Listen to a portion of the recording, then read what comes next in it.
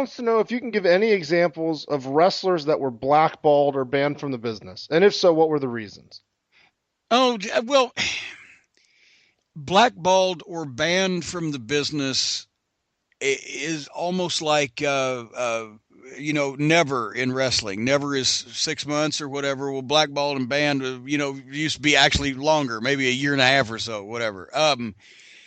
I mean, it depended on how egregious the offense was. But even Eddie Mansfield, who certainly nobody booked in the from 1985 to well into the 90s, when he ran his own independent outfit down in Florida. Nobody was, having double knockouts trying to book him. But even he ended up back in the business. Jack Pfeffer was banned and blackballed by the promoter, by some amalgamations of the NWA. He was repelled and vilified, and by others he was invited to the meetings. It depended on which decade it was, which political wind was blowing. When Bob Roop and Bob Orton Jr. and Boris Malenko got involved with the Paphos outlaw outfit opposite the NWA promoters like the Fullers in the eastern part of Tennessee, and Goulas and Jarrett in the western.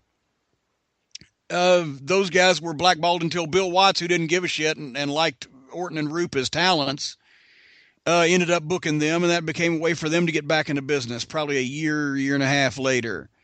And for Savage and them, it took until they folded up. But then Jarrett saw that there was big money to be made with Savage and Lawler, so they were unblackballed. I mean, I'm not a blow-by-blow, play-by-play expert on, stuff in the 60s and 70s. Like Thunderbolt was blackballed a bunch of times until he wasn't. But it's highly overrated. I don't think anybody that was a legitimate talent, I can't think of anybody, and maybe you can. I'll pitch it to you like this, Em. Can you think of anybody in wrestling history that you've heard about that was a legitimate top talent and drew money and still was blackballed because he worked opposition or did something outside of maybe being a raging drug addict or fucking unreliable alcoholic? Just by being blackballed, working opposition or doing the wrong thing, did it ever stick for long, or did somebody always get back in? No, I mean, it seems to me like it was the equivalent in a past generation to what we have now, where it's just coincidentally just lower card guys seem to be the ones that flunk the piss tests. So just like a way to try to strike some fear maybe into the mid carders, but the main event guys know you can't do shit to them.